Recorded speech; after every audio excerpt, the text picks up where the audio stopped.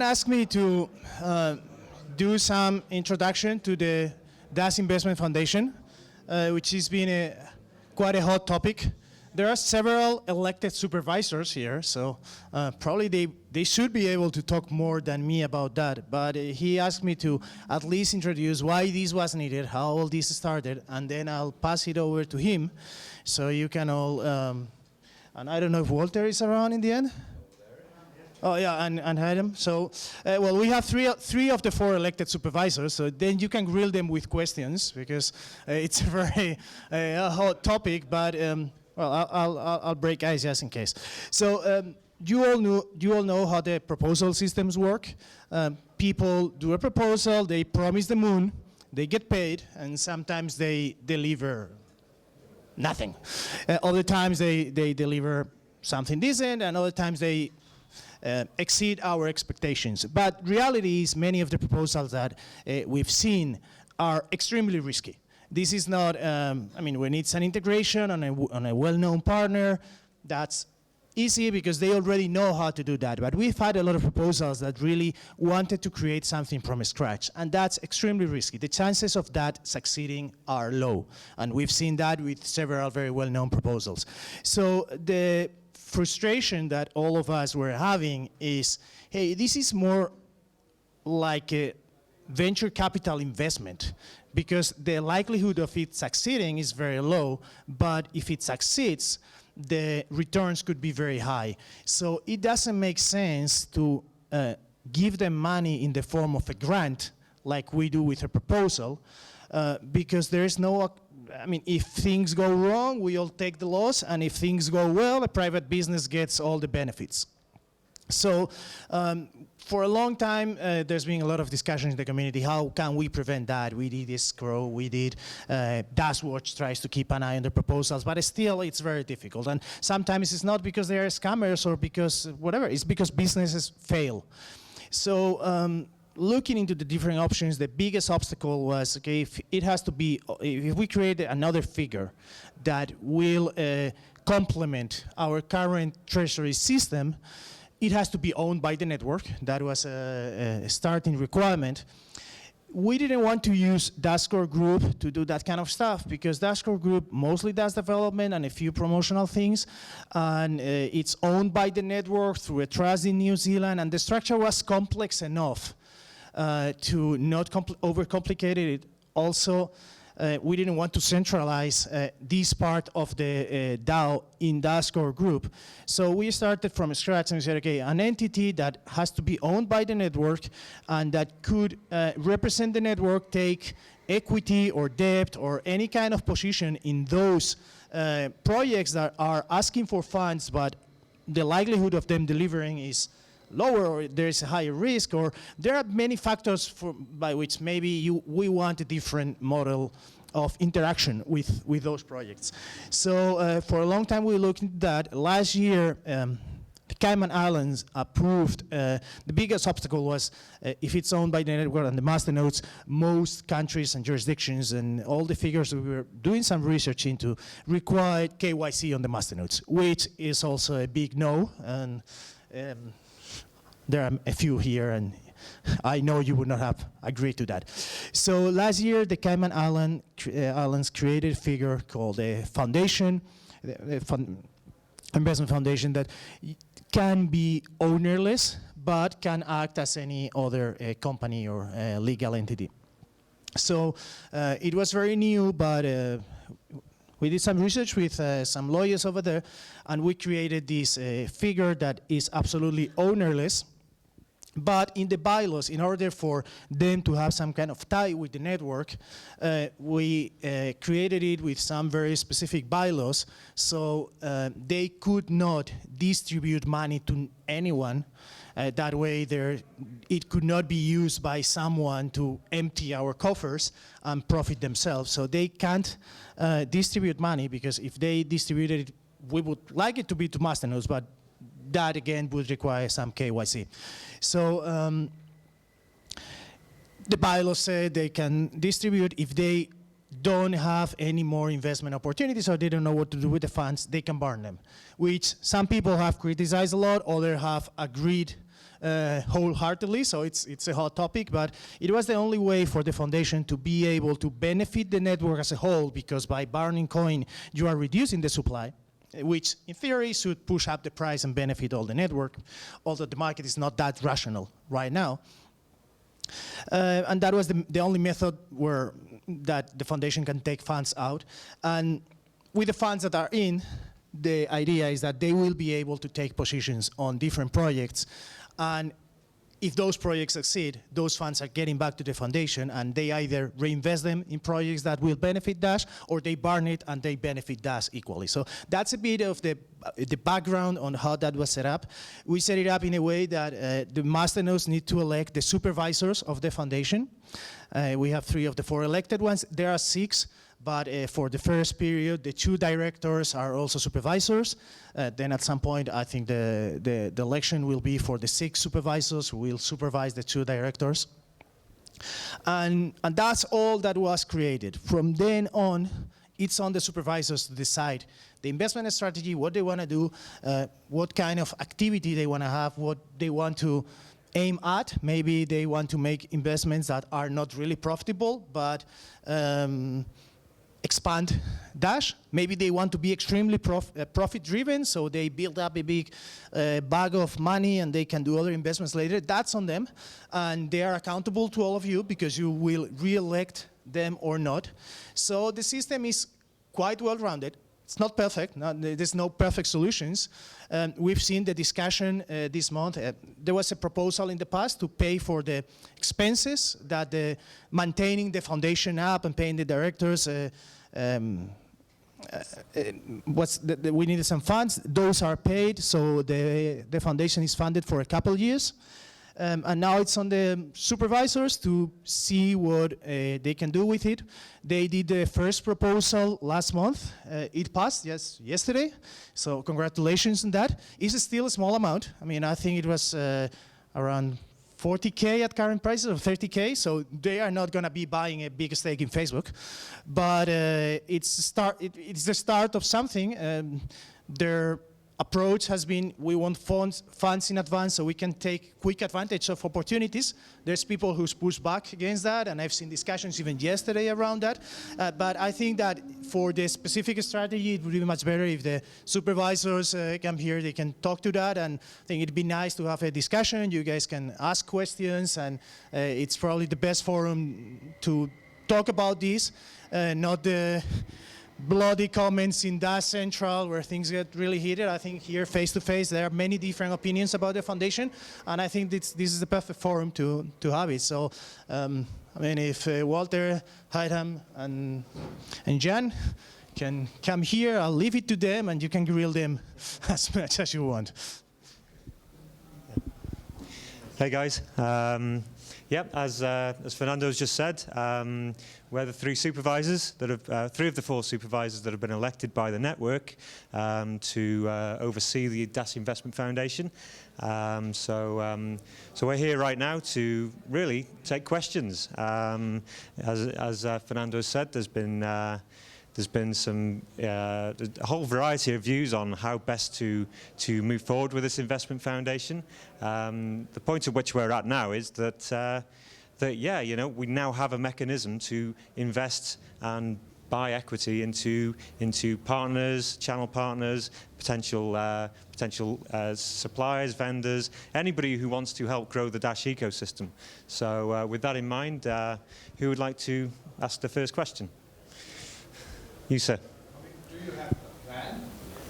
Do we have a plan? Have you laid out, some kind of strategy and where you want to go, or do you just be ready for opportunities when they arrive? Yes. The first point is yes.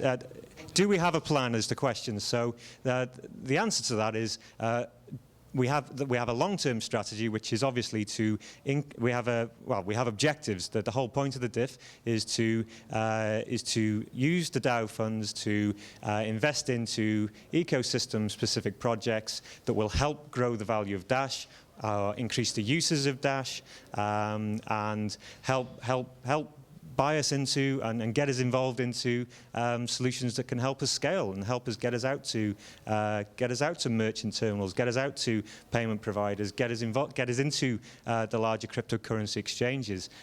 So there is a strategy there to look at these kinds of opportunities. As to whether we have specific investment plans at the moment, there's nothing immediately in the works. We have had a lot of inquiries through this website, which we will be looking into. But yeah, as to whether we have a specific plan, we have nothing right yet that we can just put on a screen and say, you know, in 3 months we're going to do this, in 6 months we're going to do that, in 12 months we're going to do that, because the reality of the situation is we cannot plan without the network telling us what we can do, because if we do not have any funds to invest, or if we don't have any promise from the network to support investments, then obviously there's no point in planning that. So can I give you something? No problem. One other thing about the Dash Investment Foundation that's very, very cool is that even as we're starting now, we're seeing projects come in. So what the DIF does is it gives you a point where people that have projects that want to fund it can contact us, right? So that's the main point. Is for me the DIF is a great area where we're just seeing great projects come in right now. So and this is just the beginning. So while we don't have any funds, we're kind of entertaining the projects as they come in, and if we find something that's good, we'll definitely bring it to the network and tell you guys all about what's coming in right now. Yeah. Go ahead. Do you plan to make another 1 month proposal for the same amount, and keep making 1 month proposals every month? Yeah, I'll answer that one. Yeah, the question was, do we plan to continue putting proposals to the network? I think the answer to that is yes. We aren't set on a fixed strategy, so that we're not saying that we're going to take X amount every month indefinitely. But what we will probably look to do, we're going to discuss this in a future meeting, is we may put 2 proposals up each during a month. One for a smaller amount, which will provide a stable flow of funds potentially to the investment foundation, and then we'll put another proposal in which is optional. Well, not optional; they're both optional. But so the DAO, if it's a busy month in the DAO and the Treasury has a lot of other important things that it would like to fund, then it doesn't have to do a binary thing on the Dash Investment Foundation and say, well, it's all or nothing, you know, because we understand that 9% is quite a lot of the DAO Treasury to some Masternode owners. They think that may be a bit too much. So if we split it down the middle, then that gives more choice to the network as to how and when and if they wish to put funds towards the investment foundation pot. Okay, we've got a lot of questions here. You, sir. As supervisors, are you actually the ones who evaluate the investments and who make the investment decisions, or is there someone else who has a... No, the way that the organization is structured is we have the directors, which are the they actually do the day-to-day management and running of the business. We are just supervisors. Yeah, they hold the funds. We don't have any access to funds or anything like that.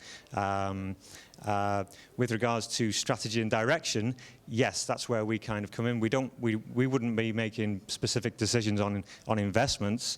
We're not particularly qualified for that. But what we will do is we will act as a point of contact, as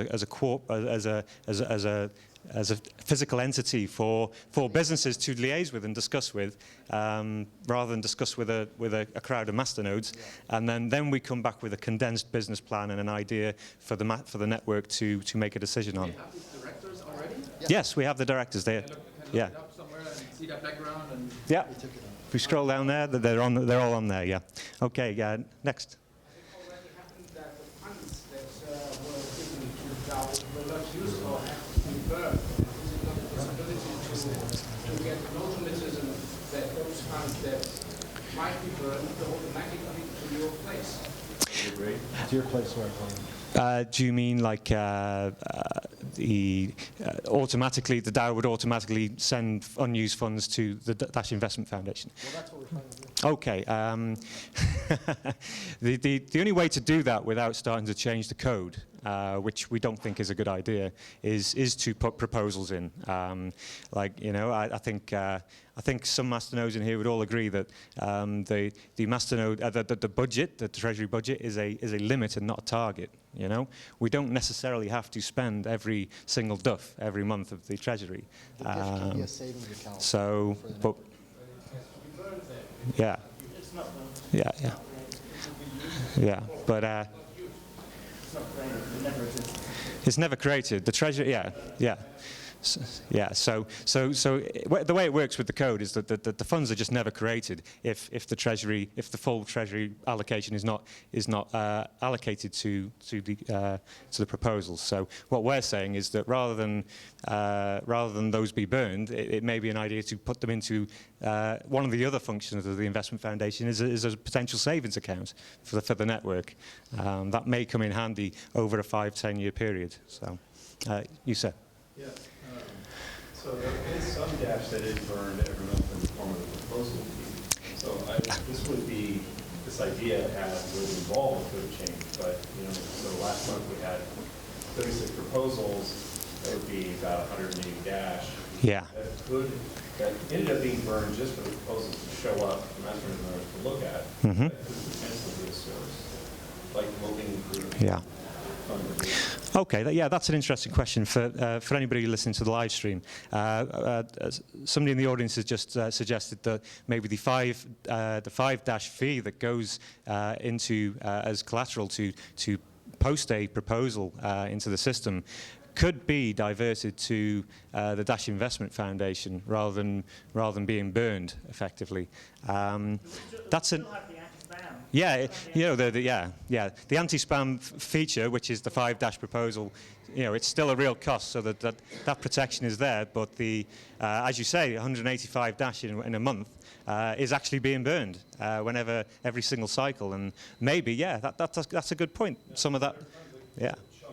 Those funds could go into the custody of the Dash Investment Foundation, which are ultimately under control of the network via the elected supervisors here.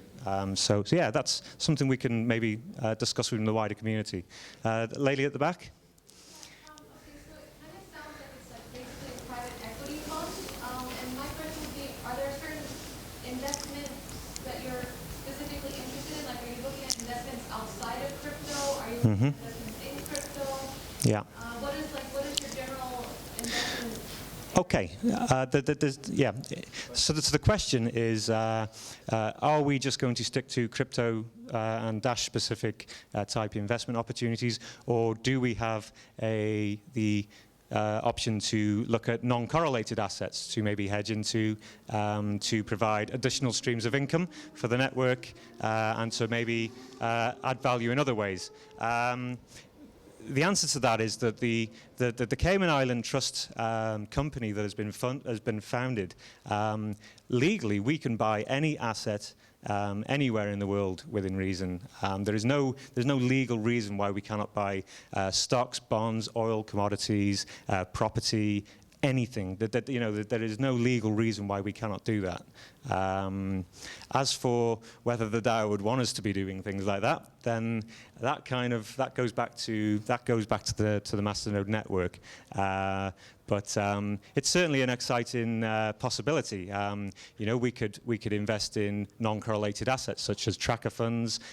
We could even invest in crypto tracker funds if we wish to hedge a little bit out of Dash. If Dash has a large bull run like it did in 2017, the investment foundation maybe advised, or we may put a vote to the network, and the network could say, hey, maybe we should hedge some of our position now. There's 5 or 10,000 Dash in this investment foundation, waiting to be deployed, and maybe it may make sense to swap some of it out for other non-correlated assets. So, okay.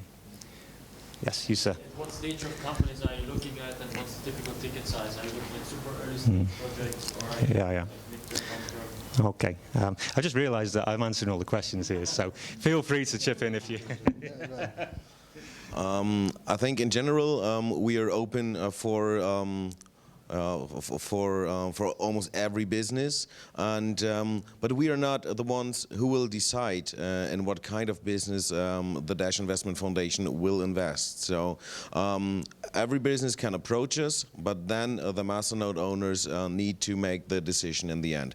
I think, and it's I hope we all agree on that, is that we try to get a foot in the door in the payment industry sector, also in the cryptocurrency sector, but same for stuff like more consumer tech related, like apps you can use where then Dash will be built in as exclusive payment method or additional payment method, stuff like that. But maybe it will be something different because the network decides that it should be something different.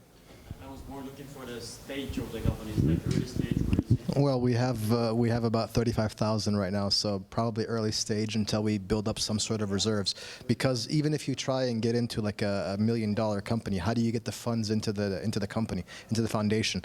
We have to build up some sort of reserves so that we can invest in projects. So probably several months of proposals to get some sort of stash, and then once we have that, we can entertain larger investments. But even then, it's probably better early stages to get stuff that's.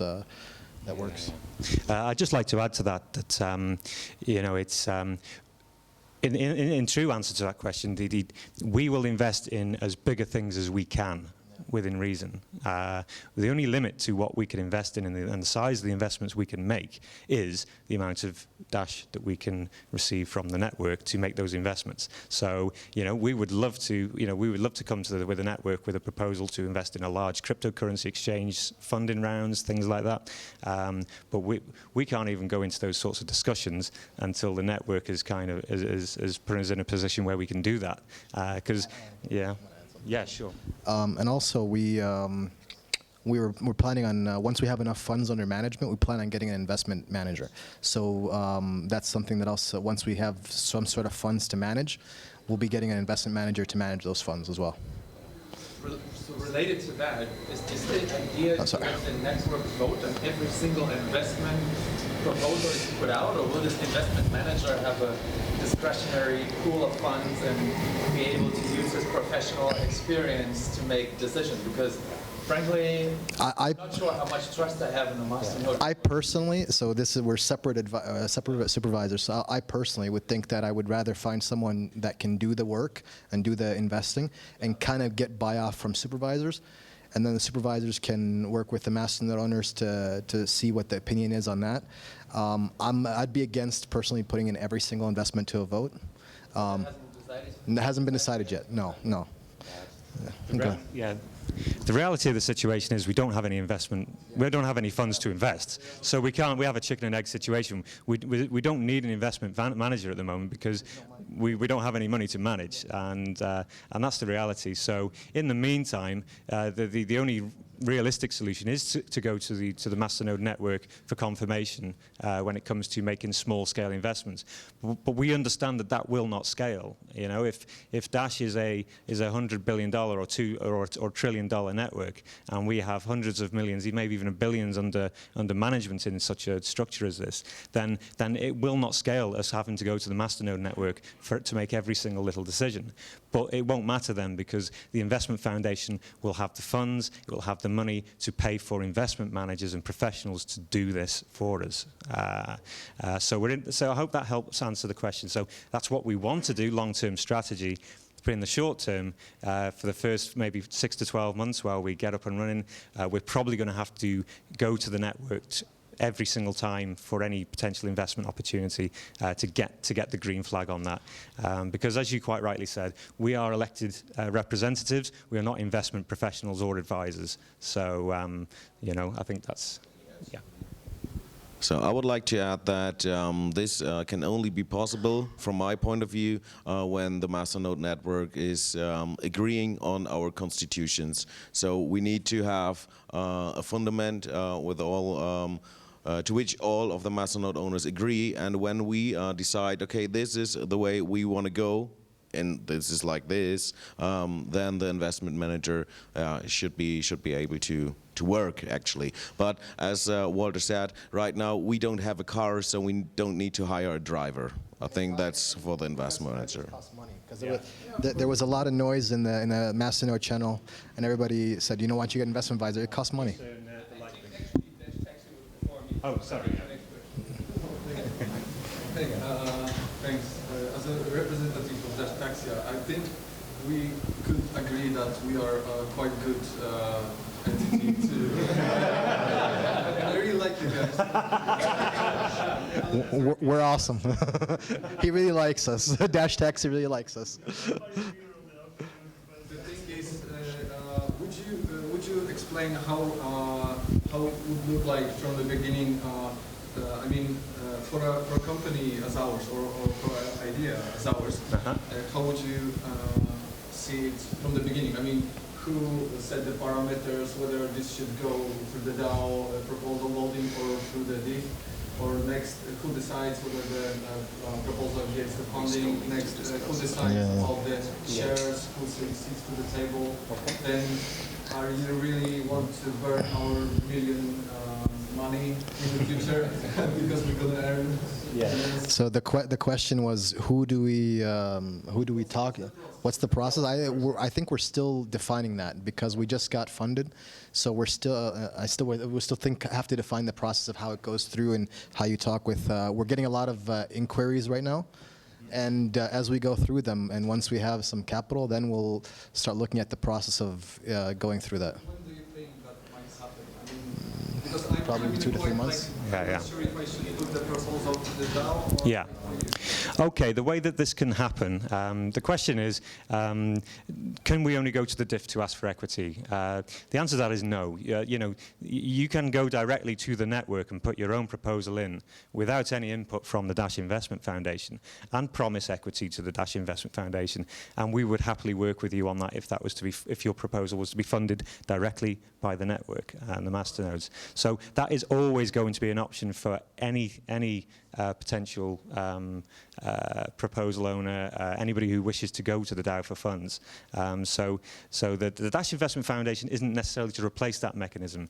The Dash Investment Foundation is to provide a legal background and structure and backbone to enable us to take this equity and actually fulfill on that deal. So in answer to your question, you can go direct to the network if you can't wait and you really want to go and put a proposal in next month, and I'm sure that would be fine. But if you'd like to work with the DIF for us to vet your, to look over your proposal, make sure that you're happy with, we're happy with what we think we can go to the network with, then we will go to the network collectively and we will pitch that investment idea, and the network will then decide that way. But yeah, so in answer to the question, there are more than one ways of doing this still. But as for the process, yeah, you know, you can go direct to the network, or you can come to us, and then we will go onto the network on your behalf. So, okay. Oh yeah. Oh, sorry. I do apologize.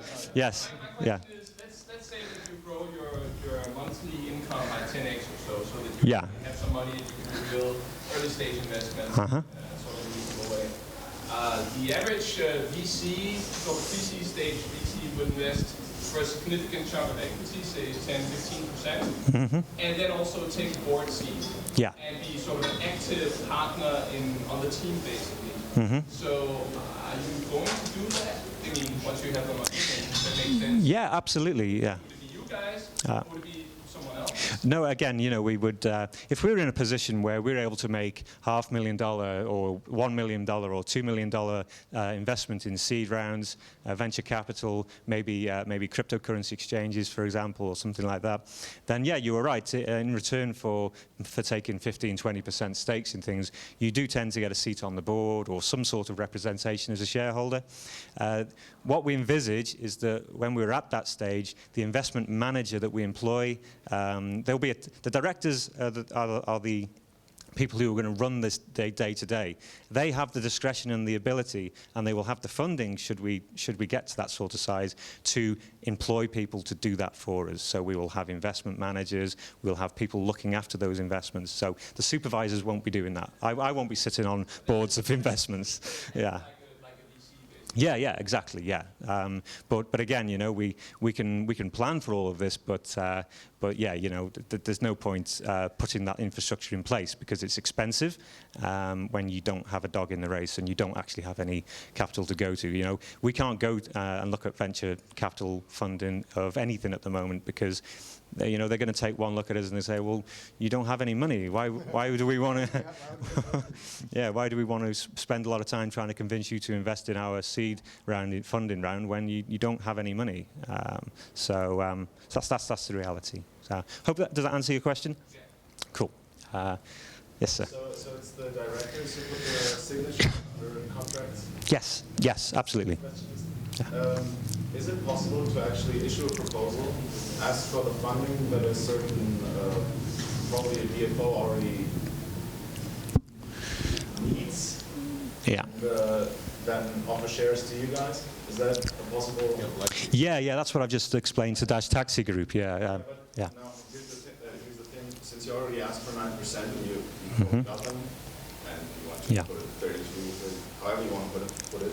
But in case Dash depreciates more, and let's say they are asking for 50,000 for 0.5% or however much, and Dash depreciates more, would it be possible to make up the rest with the stuff you hedged or the stuff you? Yeah, absolutely. Yeah, you know, this is a mix and match approach. You know, we want to build up reserves because it enables us to be taken seriously when it goes to negotiating. You know, in any business deal that you go into, you need to have you know, money talks. You know, we aren't going to get good deals if we say, yeah, we'd like to invest in your seed funding round 15%, but you're going to have to wait 8 months for the money, because and halfway through us getting that funds, we might get defunded anyway, so you might never get all of the money.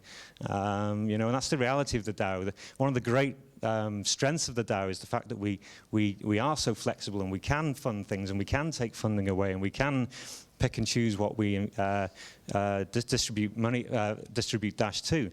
But the flip side of that is its instability potentially, and investment and instability do not mix. If you are you know, if you're an entrepreneur and you're waiting on funding from the Dash DAO, and then you make plans, you start deploying all the funds that you think you're going to get. And then we have to go to that company and say, I'm really sorry, but the DAO hasn't come up with the funds, you know, 6 months later. A, we're going to be in breach of contract as the Dash Investment Foundation, so there's a legal problem there. And B, it just doesn't look good. People aren't, you know, we're not going to be taken seriously. So, so in answer to that question, yeah, we want to build up reserves so that we you know, it's a credibility thing more than anything else. But yeah, if we need to go to the network for top-up funds, or even if we need to go to the network outright for a funding proposal, we can do that. But we think that it's less intrusive on the network, you know. If we came to the network next month and said we need $250,000 because there's this really good investment opportunity, and the network goes, oh yeah, that's a really good opportunity, but then we have to defund half of the projects in this room, half the projects here, it's just not going to pass. It's not going to pass at all. So, okay, yes, please, sir. So I may be in a minority of one. I'm really sorry, I don't like this idea. Yeah, okay. I really like Dash because it has a DAO. I like the DAO because it's the DAO that decides. Now, the way in which the DAO accepts proposal, I think as a mathematician, as someone who works in voting theory, can be made much better. Absolutely, really yeah. Much better. Yeah. There are a lot of problems over there, like every proposal will cost 5 Dash, and this means that if a proposal has the possibility, they will not come to us anymore, they will come to you, because of course if they got it wrong, if you say no, this does not work, then they don't lose those 5 Dash. Here, I don't want the DIF to take our place. I want the amount that they have to pay to be lower, so that it's really just something against the spam, and not some sort of crazy high level that, you know, even myself, I don't want to write a proposal because, hey, that's for €100. I might actually lose. That's one of the ideas. The other thing is we decide to fund something. Through the DAO, through the DIF, it doesn't matter. We decide to fund something. Then something goes wrong, and the DAO decides we are not going to fund it anymore. Yes. Okay. The DIF decides to fund something. Something goes wrong, but there's a breach of contract, and then you decide to continue. There is a situation where we need to decide, are we going to continue or not? There might be consequences, yes or no. Yeah. This has to be understood and studied also from the DAO point of view. It's not okay from the DAO point of view that 1 month they say yes and 1 month they say no, and is you know, it's so unstable. But it's also not okay that once you have funded something, then whatever they do with the money you cannot unfund it, or because there are consequences or something. Of course, yeah, yeah. So this has to be, those, what you are trying to solve are real good problems, serious problems that have to be solved for the DAO. Yeah. And they have not to be solved by creating another entity outside that is basically an entity somehow separated. The fact that we have votes on that, I understand it. We also have votes on our democracy. I have votes in Italy, you have votes in Spain, and so on. This doesn't give me a lot of control over what happens in Italy or in Spain. In democracies, we have votes, but we also know that votes are very limited. So I really appreciated what you said about, you know, the constitution should be accepted by the DAOs. And I appreciate how the constitution was pushed forward, and then we had to actually, we did not actually have a vote on that. We could not actually show some edits over here and so on. So my say is, please slow down. Slow down a lot, and let's develop really the e-democracy tools that we need, so that there can be this kind of dialogue, so that we can say, yes, this is good, no, it's not good. And you know what? Things under 10,000, you can deal it yourself, but anything above 500,000, well, you have to come back, and so on. We need this kind of dialogue, but I think absolutely, it's going too fast. That's a comment, it's not a question. No, it's okay. No, I take on board a lot of what you said. Thank you. Agree absolutely with that. We need to build that. Oh yeah, thank you. I absolutely agree with you. So it's my personal opinion. I think we should create this constitution more together with the nodes, and because we are not the decision makers. In the end, you are the decision makers. So we can give you some options. Let's say option A, B, C, D, E, and then the nodes need to decide for a single paragraph. That's my opinion. It will be a lot of more work to do. Exactly, it's a process. It will take some more time. And I think the proposal we just had, it was the first suggestion, and now we received the feedback, and from that point, we need to develop. Any more questions? But you mentioned before that the 5- of the proposal should go to the DIF. It's a possibility, yeah. And I think the problem is when not so much Masternode owners decide against or yes to the proposal. Why don't you take the proposal 5- and pay the Masternode owners which are voted in this time frame?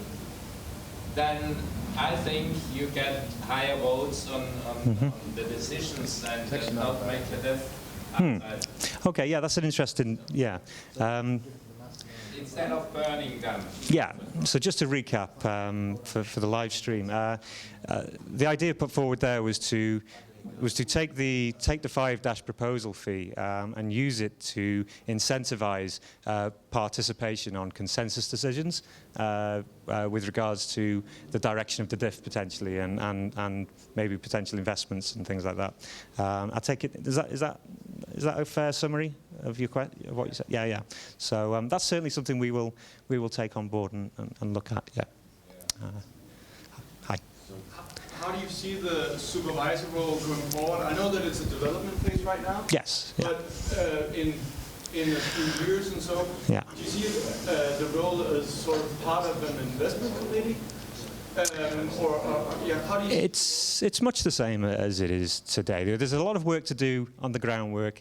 As the gentleman in the middle has just demonstrated, we have a hell of a lot of work to do to round the edges and polish this stone, because this is raw. What Dashcore Group, what Ryan and Fernando worked on and created and gave us was a legal entity and a structure and a framework. We still have to build that out and turn it into something that is going to be valuable and useful to the DAO. And we have to have mechanisms in place. We have to have the right incentives. We have to have the right structures. We have to have the right mechanisms through which to get feedback from the network and push information out to the network. So there is a lot of work to do, and it's going to evolve. It's not something that we're going to be able to do in a matter of months. It's going to take potentially years to do this and get it all right. With regards to the investment supervisors, we are just elected representatives. We are the key word is supervisor.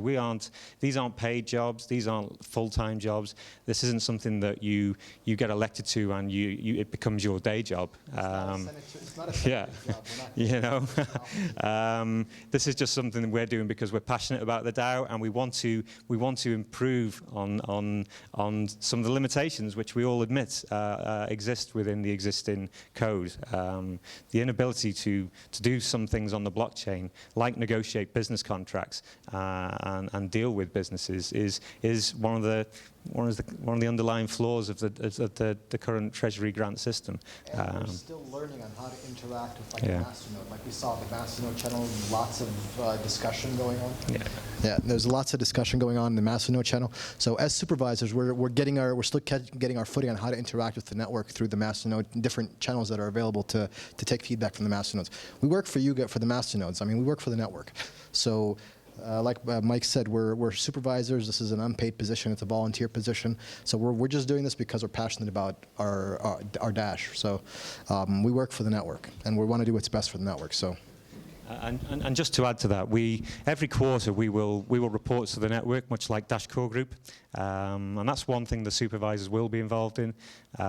We will report to the network, give you updates on where we're at with things, what we're trying to do, how we're trying to overcome all of these problems that come with trying to do something that's never been done before.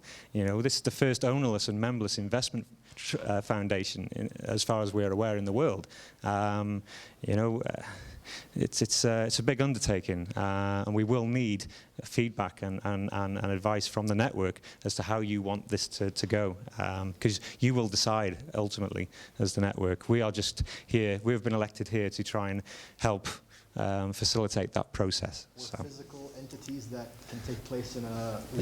Businesses don't want to do business with anonymous masternodes. That's just the reality, and that's where this is where this investment foundation comes in. One or two more questions, please, and then we'll have to wrap it up. So, yes, please. Okay, you mentioned that people don't want to deal with the headless organization, maybe. Yeah. But I think you're subestimating the amount that you already have. Because it's not much as a venture capital, but it is significant as a seed capital. Yeah. And as a seed capital you don't have to interact with the business other than get shares of a new business. And if that new business has a vision, I am not qualified to talk about that. Oh yeah, that I mean, something like that. Yeah, but I think I need to clarify. Yeah, I need to clarify my point there. I think what I'm talking about now is in years to come. Where we could be handling millions and millions of dollars of Dash. That's what I was referring to when it comes to dealing with businesses. Businesses like that. find it hard to deal with a bunch of anonymous masternodes, really. Whereas, yeah, you're correct. Startups, the likes of Dash Taxi, you know, they are ideal because we can go straight to the we can go straight to the network with a nice straightforward 2 or 3 pager, and the network gets to make a vote on that. So yeah, you know, absolutely, you're right there. Yeah. One more question. This gentleman in the far corner over there. Yeah. And part of what you guys do going forward is maybe some sort of consensus or idea from the community as to the appropriateness of investing in startups as DAO. Mm-hmm. It's my opinion that it's extremely inappropriate, Yeah. and that the DAO should focus on immediate ROI, basically be a consumer of services. Mm-hmm. Anything outside of that is outside of the realm of yeah. appropriate. So yeah, so just to repeat the point, the idea has been put forward that the DAO shouldn't even really be looking at getting involved in the free market and free enterprise, and investing in what would maybe some would consider the channel, you know, the solutions channel, and payment providers and things like that. I don't personally have an opinion on that. I think that's up to the network, really. If the network thinks that it's a bad idea, then we're not going to do it. You know, ultimately, you know, the network will only fund things if it thinks that there's value in doing it. So our job is to disseminate all of that to the network and put it into something straightforward to digest, and then they can vote on it. So yeah, I can understand where you're coming from with that. You know, maybe it is best left to private enterprise. You know, like the Salamentex guys over here. That, you know, they haven't received anything directly from the DAO, as far as I'm aware, and they're coming up with a fantastic payment solution and it looks like they've got a great business on the go there. So I see, you know, there are different ways of looking at that. So, but it's whether we want to A, invest in that, and B, if we do invest in private enterprise and take equity positions, then should the DAO get rewarded for that? Yeah. Yeah, we really do have to wrap up, guys. We've got to go to Berlin. Not it, we've got to go to Munich. Yeah. Okay, yeah, we can talk after this, so we will be still be around. But I think some people might get their plane. We need to prepare for the bus. So, guys, thank you, and thank us.